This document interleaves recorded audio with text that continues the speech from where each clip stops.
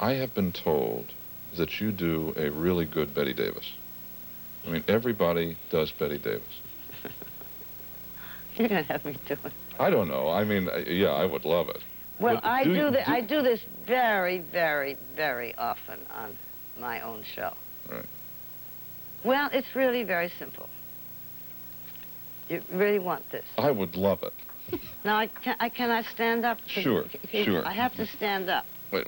Okay, wait, let me make sure your mic cord is not All right. holding. Okay. I have to stand up. Okay. All right. Wait, I'll get over here off camera. May I get off camera? Do your off camera. Oh, I think I need you here. Oh, okay. All right. Very simple.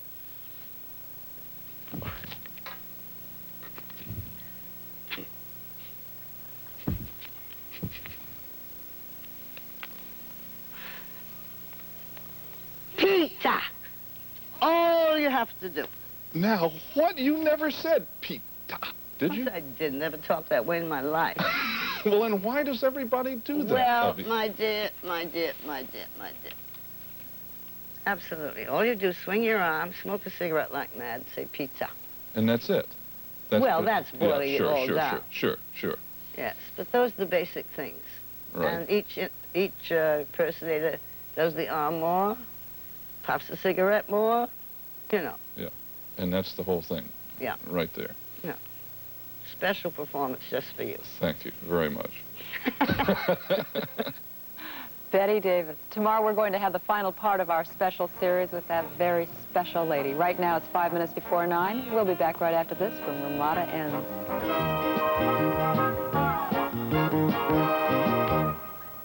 It's 8:48. This morning in the last part of David's conversation with Bette Davis, we hear about one of her early movie roles that helped to make her famous. Let's talk for a minute about some of your pictures. Just free association. I'll mention some titles and what comes to mind of Human Bondage. Well, I was the luckiest girl in the world, and the only reason I received the part was that none of the name women in Hollywood of that day would play her. She was the first really bitch heroine that was ever on a screen. And of course, I, at that age, coming from Boston, Massachusetts, I didn't know really what she was all about. Mm-hmm. I used to go around asking all my beaux and friends, did you ever feel like that about a woman and still love her? I never got an answer, but yes, it happens once in your life. And I grew up to find out, as an older person, this can happen to women too, where your mind tells you it's wrong, everything about it is terrible, but you can't get away from it.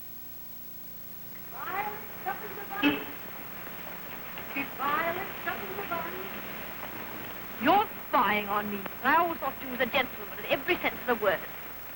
Are you going out with Miller? No. Well, what if I am? I can go out with him if I want to, can't I? He's keeping you waiting, isn't he? Well, I'd rather wait for him than have you wait for me.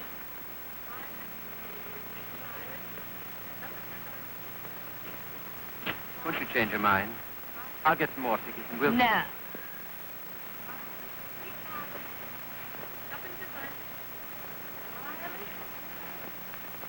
You keep looking for him the way I look for you. If you don't come out with me tonight, you'll never see me again. Good riddance to bad rubbish. And they let me go to RKO for bondage because they got sick of hearing about it. And when I came back, Warner is supposed to have said, well, they finally found out her type. Someone said that he tried to keep you from getting an Academy Award. Was that even possible? Oh, yes, he sent letters out. He sent letters to people so they wouldn't to vote for him? everybody on the lot. Well, he was always afraid you'd get a very swelled head and want more money. See, that's all he really worried about. Now, there was such a furor that year that I did not receive the award. That's when they hired Price Waterhouse the next year. Is that right? Because there were so many write-in votes that I should have had it. And then the next year you did win, right? If I had, it didn't matter what I played the next year. It's consolation prize. Because Dangerous is not a very good movie, you know, really. Not very good. Are there people that you worked with, I don't know that you'll even answer this, that you look back on and say, I didn't enjoy working with them? A few. A few? Mm-hmm. Names? Name any names? Well, there's one I never made any bones about. Was Miriam Hopkins. Now, what was it about it? Well, she just was the worst unprofessional behaved person. She was a terribly good actress. I did 2 films with her, but she was terribly jealous. The first day of The Old Maid, she walked on the set with the exact replica of my first costume in Jezebel. And what did you do? I just ignored it, which drove her mad. It was jealousy, which is a very unfortunate thing to have. Did that happen about any very other much? player. Were you ever jealous of anybody? Would you? No, no. I want people to be just as good as they can be. That makes me better. Can you think of one, a tale about you that was just totally wrong, that just got bent, you know, blown totally out of proportion, out of shape? Does one come? Well, all these books by all the writers always include me. My favorite one is Brian Ahern's book, in which he says, at the height of her career, no one loved her but her mother. No. Now, where did that come from? He was one of your best friends, obviously. Well, I will tell you where that came from. We did Maximilian and Carlotta, and he looked absolutely magnificent as Maximilian, with this gorgeous beard. Now, Brian had a rather weak chin. So I was off scene for him one night and very innocently and flatteringly said to him, Brian, you should always wear a beard. Now, I wasn't being catty about his chin or anything. He looked absolutely poetic. He said, you, my dear, should always wear a black wig. And I guess he never forgot that. Why is it that we have grown up with you? I mean, going to the movies, watching you. We really have grown up. We've watched you grow up, get to middle age, get older, and you continue to work, and so we continue to Oh, I have a new grow system old with about you. my age. You do? Yes, I'm going to add. Now, it's 7-3 2 days ago. So now this is my 10th birthday.